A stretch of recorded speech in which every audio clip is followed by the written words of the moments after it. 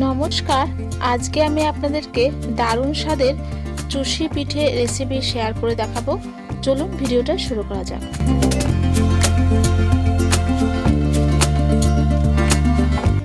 চুষি বানানোর জন্য কড়াইতে মেজারমেন্ট কাপের হাফ কাপ জল দিয়ে দিলাম। তারপর দিয়ে দিচ্ছি সামান্য একটু নুন। জলটা ফুটে উঠলে মেজারমেন্ট কাপের হাফ কাপ আমি চালের গুঁড়ো দিয়ে দিচ্ছি। চালের গুঁড়োটা দেওয়ার পর ভালোভাবে নাড়তে হবে। গরম জলের সাথে ভালোভাবে মিশিয়ে কিছুক্ষণের জন্য ঢাকা দিয়ে রাখবো নরমালে আসা অবধি।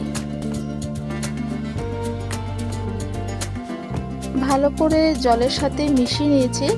এখন অনেকটা গরম আছে বলে ঢাকা দিয়ে রাখলাম কিছুক্ষণের জন্য। এবার এটাকে একটি পাত্রে নামিয়ে নিচ্ছি। মোটামুটি গরম থাকতে থাকতে এই চালের আটাটাকে ভালো করে মেখে নিতে হবে। চালের আটা ভালো করে মাখা হয়ে গেছে। এবার একটি পাত্রে আমি এটাকে ঢাকা দিয়ে রাখবো যাতে এর ময়েশ্চারটা চলে না যায়। এবার এই চালের আটাটাকে ছোট ছোট ডো বানিয়ে নিচ্ছি। আর এই ডোগুলোকে হাত দিয়ে এরকম পাকিয়ে পাকিয়ে লম্বা সুতোর মতন করে নিতে হবে। এরকম ভাবে করলে চুষি বানাতে খুব সুবিধা হয়।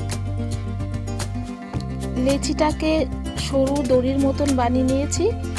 এবার একটু চালের গুঁড়ো ছড়িয়ে হাতের চাটু দিয়ে এরকম ভাবে ঘষে ঘষে আপনারা খুব সহজেই বানাতে পারবেন চুষি।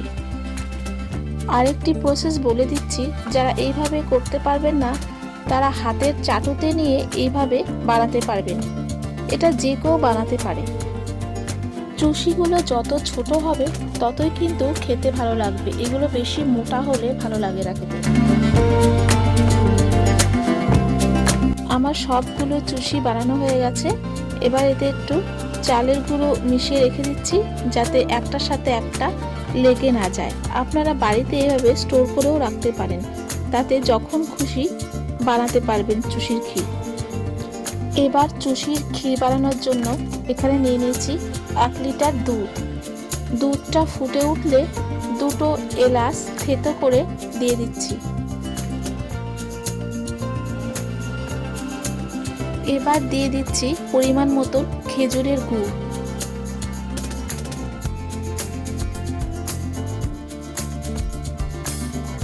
গুড়ে খুব একটা ভালো মিষ্টি হয় না, আর এই মিষ্টিটা সঠিক হওয়ার জন্য 2 চামচ চিনি অ্যাড করে দিলাম।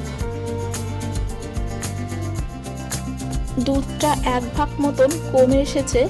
এবার আমি এই চুষি পিঠেগুলো আস্তে আস্তে দিয়ে দেব।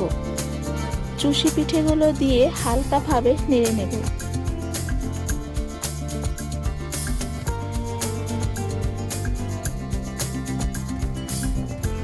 চুষি পিঠেগুলো হয়ে গেছে, দেখুন কেমন গাঢ় হয়ে এসছে।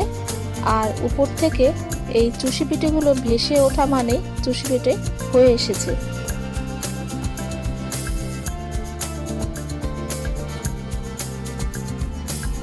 এই চুষির ক্ষীর একটু হালকা থাকতে নামাতে হবে, না হলে বেশি গাঢ় করলে পরে একদম জমে যাবে। ব্যাস তৈরি হয়ে গেল দারুণ স্বাদের চুষি পিঠে। বাড়িতে আপনারা অবশ্যই এভাবে ট্রাই করে দেখবেন।